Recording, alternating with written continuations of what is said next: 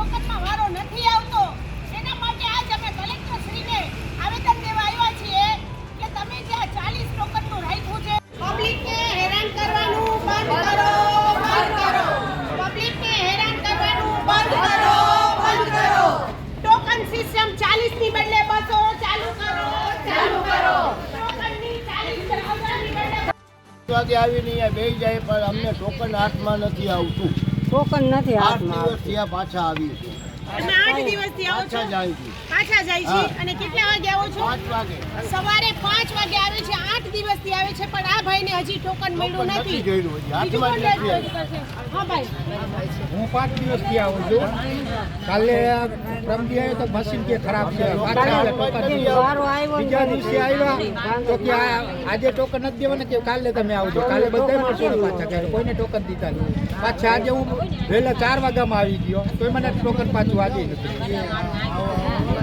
આ ભાઈને કહેવાનું એમ છે કે ગઈકાલે આવ્યા હતા, બધા માણસો પાછા વહી ગયા. આ માળી એમ કહે છે કે હું ભાંગેલ તૂટેલ છું, કેમ અહીંયા સુધી પહોંચું છું. હવે તમે વિચાર કરો કે આને ઘરમાં આરામ કરવાનો દિવસ તો છે, તો ઈ ટોકન એને મળતું નથી. આજે આ માળી ટોકન અમને આમાં કોક ધક્કો મારી નાખી દે, અમારો પગ ભાંગલ દે તો અમને કોણ આજા કરે. ટોકન મળતું નથી.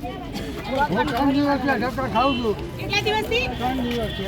હા 2 દિવસથી આવ્યો છું. ઊભો રહેવાની જવા નથી હોતી. 3 દિવસથી આવ્યો છું. અમે ખાલી અમે છે ને સિનિયર સિટીઝન લઈ જશી, પણ અમારે કલેક્ટરશ્રીને જ આવેદન દેવું છે. એનું કારણ છે કે સાહેબ સાંભળશે તો જ એને ખબર પડશે ને કે અહીંની પરિસ્થિતિ શું છે.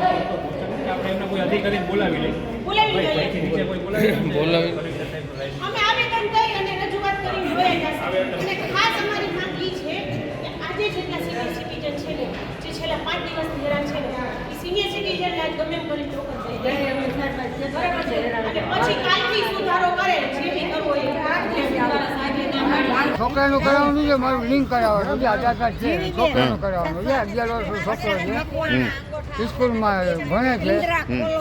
એને આજે નિશાળેથી સાહેબ બોલાવ્યો છે, એને રજા નથી મળતી. સાહેબ નહોતા દેતી, ઘરે એને બોલાવ્યો છે આજે તો ધક્કો દે. કાલી ટોકન સાહેબ આપે છે આ લોકો.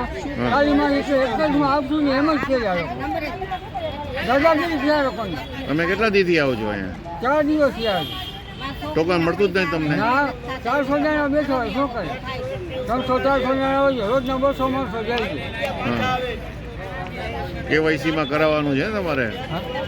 તમારે આધાર કાર્ડમાં જોઈન્ટ લિંક કરાવવાની છે ને? હા મારે લિંક કરાવે, છોકરાનું આધાર કાર્ડ બનાવવાનું સ્કૂલ માટે. કાકાની આ હાલત જોઈ લો તમે.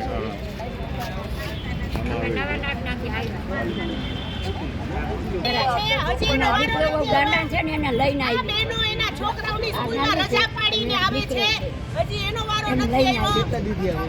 આ તમે વૃદ્ધ માણસો જોઈ લ્યો તમે બધા. આ લોકો બધા 5 દિવસથી આવે છે, એનો વારો નથી આવતો. ખાલી 40 ટોકન આપે, એમાં ક્યાંથી હાલે? આ લોકોએ ટોકનની સંખ્યા 200 કરી નાખવી જોઈએ. અને આ રીતના આ લોકોને હાવ રીબાઈને હેરાન કરવાનો હક નથી કલેક્ટરશ્રીને અને આ સરકારને. આ રીતે આ લોકોને આવું રીબાઈને એ લોકોને રાઈટ નથી. આ લોકોની રજૂઆત સાંભળી અને આજે આ લોકો જે 5-5 દિવસથી અઠવાડિયાથી આવે છે એને તો આજ ટોકન દઈ જ દેવા જોઈએ. અને બાકી આવતીકાલથી અમારી રજૂઆત એ છે કે ટોકન તમે 200 આપો અને માણસોને થોડીક રાહત આપો. એનું રોજ માંગે છે, છોકરાઓની સ્કૂલો પડે છે, એટલે આ વ્યાજબી નથી. ક્યાંક રહેમ કરો, થોડીક રહેમ કરો આ ગરીબ માણસોને. તમને મોટા પૈસાદાર માણસો દેખાય છે, આ ગરીબ માણસોનું શું?